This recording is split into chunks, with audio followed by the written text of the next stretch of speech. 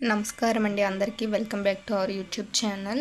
నేనైతే ఈ సత్యనారాయణ స్వామిలో కొత్తగా అయితే చాలా విషయాలు తెలుసుకున్నానండి. ఆ విషయాలన్నిటిని మీతో షేర్ చేసుకుందామని ఈ వీడియోనైతే పోస్ట్ చేస్తున్నాను. ఖచ్చితంగా చూడండి, స్కిప్ చేయకుండా. సత్యనారాయణ స్వామి వ్రతం చేసేటప్పుడు సత్యనారాయణ స్వామి పటం ఎదురుగా ఇలా మండపాన్ని అయితే తయారు చేస్తాం కదండి. ఆ మండపం వెనుక చాలా స్టోరీ అయితే ఉందండి. మనం ఏదైనా దేవుడికి వ్రతం కానీ పూజ కానీ చేసుకుంటే ఆ దేవుడిని స్మరించుకుని మాత్రమే చేస్తాం కదండి. కానీ సత్యనారాయణ స్వామి వ్రతంలో మాత్రం అలా కాదటండి.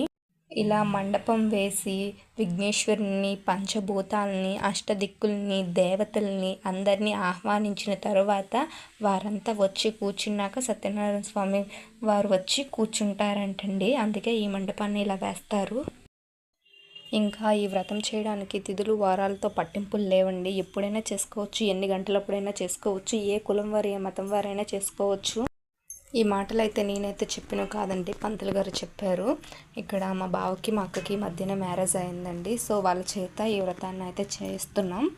అప్పుడు చెప్పారు వాళ్ళు, ఈ వ్రతం చేసిన వారికే కాదండి, చూసిన వారికి విన్న వారికి కూడా మంచి జరుగుతుంది.